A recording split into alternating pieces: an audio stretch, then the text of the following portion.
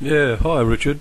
Yeah, thought I'd just make this video in a sort of response to the one you made about 9/11. Yeah, I'll never forget that day. Excuse me. I was still living in London then in my first marriage. I was already depressed at the time, and I'd put the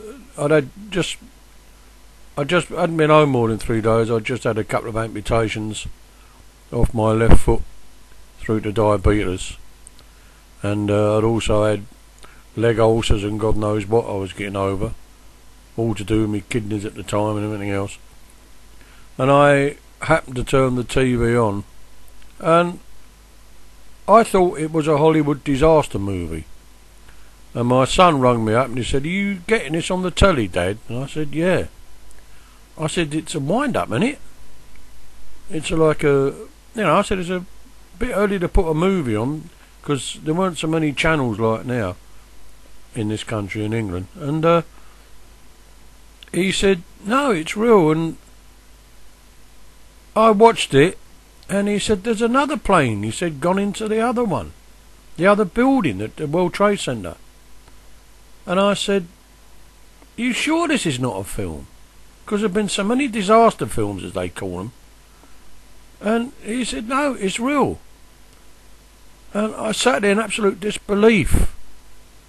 I thought I was sort of in a daze, because when I was in hospital I was on IV drips and everything else, and I was drifting in and out of consciousness for a lot of times, and I thought I was taking another turn for the worse, even though I was at home, lying on the bed watching this on the telly in the bedroom. And and then the buildings collapsed, and I couldn't believe what I was watching.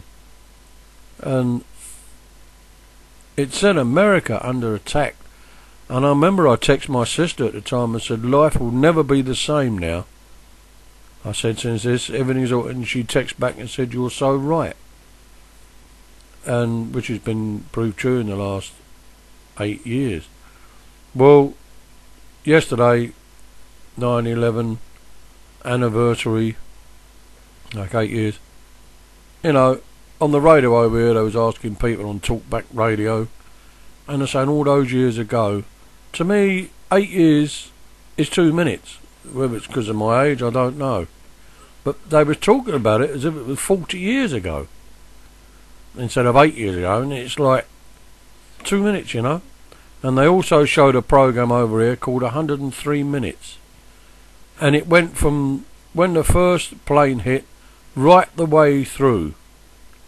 The only thing that spoiled it was a commercial station, and there was so many breaks for flipping adverts, but even so. And I felt exactly the same then, yesterday, as 8 years ago, probably even worse, because my life has moved on. I've moved from London, and it's my second marriage now. I've moved on, but all those people, apart from the ones that died who couldn't move on, to all the people that are left, and the people in America, the ordinary people like yourself that are walking around, they haven't moved on.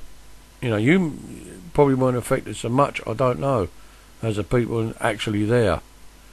But it's fresh in their memories. I don't think they've moved on. Certainly the firemen and the other emergency services. It must be fresh. And every year it must be worse. On 9/11 and every year since. There's all the conspiracy theories, like, I don't know whether it's true. You got, what's his name, Martin Sheen, stirring it up. The actors saying that they all knew about it. It was a government conspiracy. Maybe it was. Maybe it weren't. But you can't tell people the basic truth in anything. Any government can't. Partly from security reasons. And you just, probably the average person wouldn't understand anyway, the protocol and everything else that's involved. But it's still leaves a weird feeling even in this country.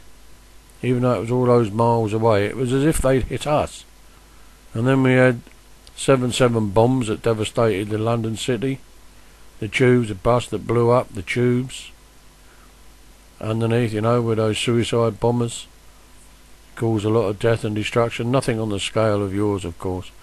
I mean, what was in the mind of those people that threw themselves off the World Trade Center to certain death? I can't fathom what must have been in their mind to do that. Did they think it'd be a quicker death? Because I'm terrified of heights. I've often thought, what would I do in the situation in a burning building? They say jump, you know, into even getting on a ladder, hydraulic ladder with a fireman. I don't know if I could do that. I am absolutely petrified of heights. So what went through their minds? There must have been people like me as well there, you know, and people were saying, what's that coming out of the building? Oh, it's chairs. And then they realised it was people that were throwing themselves out the windows. Was it a quicker death? Was it panic? Did they go temporarily insane? You know, and then they said people in these, I don't remember what Middle East countries it was now, but they were laughing and chanting because the people were dying or been killed in the 9/11 attacks. Whether that's true, I don't know, because, you know, you can't really trust the media. They say what's the best story to sell papers and people to look at their particular news channel, you know. But it's just like yesterday to me, you know, even though my life's moved on, theirs hasn't. And as you say, Richard, it must have affected every American exactly the same, no matter where you are in the US or in the world. And other Americans that were abroad at the time and abroad now, when 9/11 come up, you know, it must be on their mind no matter where they are. You know, it was as if the World Trade Center was hit in every country, you know. So, and I, like you, I don't believe in war. I don't see the sense in it. And I don't know, I think you're religious, but I'm not. To me, religion is just an excuse to start wars. I don't believe in any of them cults.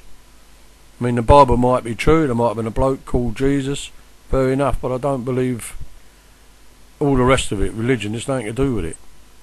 I mean, if he came back like they said he could, no one would believe him. They'd think he's either a nutcase or it's a computer generated sort of figure, you know. No one would believe him. They think it was potty because, you know, everything's moved on. But to me, as I say, I think religion is just an excuse for wars. And why do people, like you say, why do they want to impose their values and their religion on everybody else? Why do they want everyone else to be Muslim? Why? Why don't they just get on with their own life? As you say, why are they trying to run other countries? I mean, it smacks of Nazis and Hitler, doesn't it? I mean, now there, I suppose you could call it a justified war in a way. They wanted to take over the world, boom, that's it. You know, even worse than the reason, I think, than behind all this religion stuff. You know, they say that the Quran, if you read it, is all about peace and all the rest of it. So why are they going around killing people? Stoning women to death for adultery and all that lark? You know, don't make sense to me. I've just had something come up on my computer, I don't know, virtual memory or something is low. Anyway, I'll call it a day for now and post this up. I just thought I would make a sort of response to what you said, Richard, because like me, I just believe in peace and love and all that, and I just don't understand war anyway. But then there's been wars ever since we come out the caves. So anyway, I'll call it a day now. I'll catch you again, and I hope you keep well, Richard. Bye for now.